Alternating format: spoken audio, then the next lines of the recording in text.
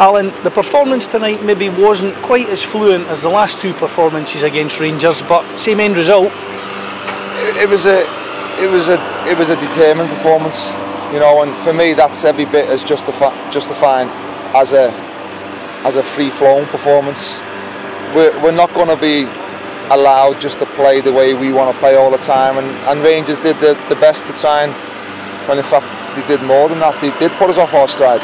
You know, they harried us and they pressed us, and they tried to stop us from playing, and they succeeded at times. But I think that's all credit to the group of lads and to the players. The fact that if it was a football match, then I think we would have come out on top anyway.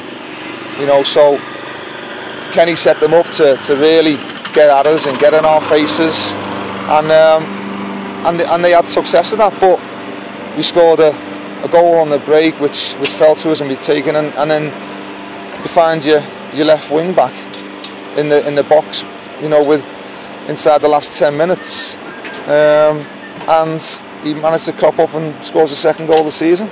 Both goals were actually well worked goals. Jason Cummings did really well. It was a good save by Lee Robinson, low down at his feet. But Scott Robertson again in the right place at the right time. Johnny on the spot. Yeah, he is a man of great energy, and even though he does play more of the sitting role, over the last month or two we've wanted him to be a lot more flexible and fluid in that midfield area, and Robbo's got the benefits of that by popping up with a few goals, you know. So it's great. He's got fantastic energy. He's as fit as anybody in the group, and when you've got that much energy, it's important not to waste it and just have him sitting in front of the back four.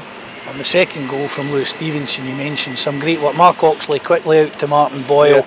Good link-up work between Fraser Fivey, Dominique Malonga, Lewis, and what a finish! It was a great finish, you know.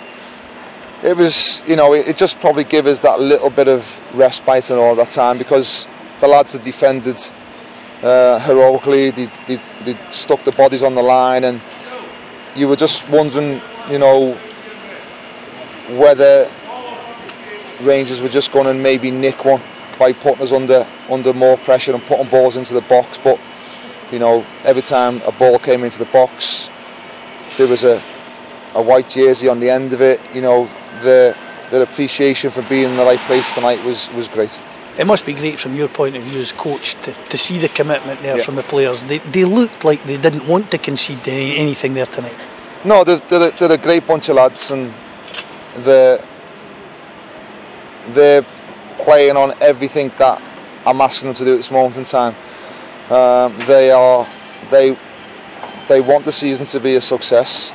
Only time will tell whether it is.